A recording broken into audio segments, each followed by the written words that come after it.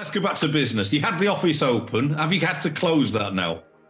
Yes, I've closed now, starting last week. The police patrol is really strict to those offices, okay? COVID is going to be more rampant in those highly densely populated areas which have not got proper shelter. You know, this is happening in Singapore, for example, amongst migrant workers who live very close to one another. There's no social distancing. And you've got some very poor neighborhoods in Jakarta, I know, where everyone's living close to one another in tight family units. It'll be crazy in those places. During weekdays, because I stay in the apartment, so I can see the highway, and then I'm near the main road here in Jakarta. So I can see that the road and highway still full of cars. Okay, let's go back to... I was in your office, can you believe this, 7.5 weeks ago? Yeah. You know, there were no cases of COVID-19 in Indonesia at that time, officially.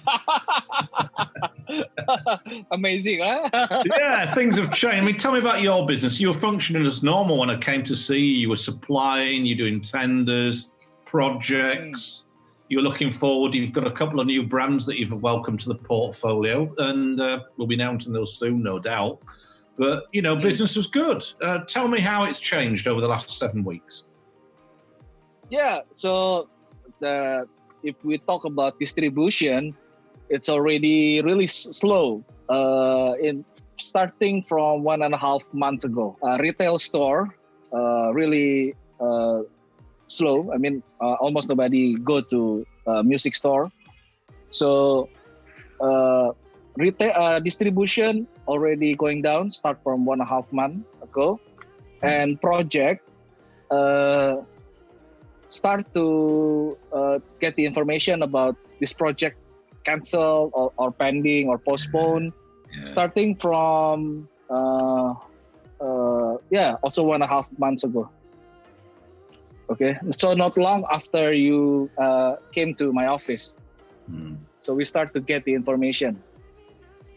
How have you had to, obviously with decreasing sales and decreasing orders and postponed projects, how have you had to counter that? Have you had to lay people off or reduce hours? My philosophy right now, my point of view, okay? So now it's all in God's hand. So I say to management in the office, even though we are in the hard time, doesn't mean we must make a decision that make other people suffer. So we've been through good times together, so this is bad time. We must been through this together. So my decision is to cut off salary for sure, and unimportant spending costs, but we do no layoff at all. Before the lockdown, I gather everybody and ask them, let's pray to God lah. So God can give His miracle, because no decision actually you can make right now, because all the prediction, it's all just prediction, and we are facing something that I think never happened before during this modern era. No. So the key to survive is just to depend on God. That's my point of view. Okay, yeah. Yeah. It's a real challenge for you, like nothing else before. It's unprecedented, like you just made clear. The project business obviously isn't going to come back for the foreseeable future, I'd imagine. Well, you just have to pray that you can go back to work and get some sort of normality back. I think there's nothing we can do, even though I still believe that we must adapt, but we must see where is this thing will be go, right? So my point is like this. So starting last year, of course, if you read the prediction about economy in 2020, a lot of predictions say that there will be economic crash. This COVID just make it happen even faster. We must do something. We must adapt. But right now,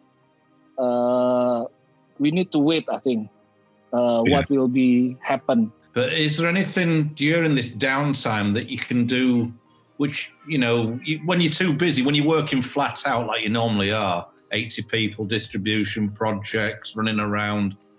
I mean, Indonesia is a huge country. You're not just dealing with Jakarta. Now you've got time to sort of make some plans or make some improvements. Are you finding this time to do anything positive? During this lockdown, yes, I study a lot. I read a lot of books and interesting topics that I rarely learned before. I think you're displaying great leadership skills. I mean, you're there you. on the end of the line, you're suffering and you're smiling, you're happy, you're joking, and you're keeping yourself occupied, you're keeping your team reassured. I think that's a great attribute at a time like this, and you really should commend yourself. Thank you. Thank you ever so much for your time today. We do feel for you because you've got some very unique circumstances in Indonesia. I know it's the same as what we're going through, but it's different. And I feel for you. And I really do hope for an end to all this. It's crazy. Yeah, hopefully. Hopefully it will be end soon lah. So we can back life normal and appreciate all the gift that we been taken for granted.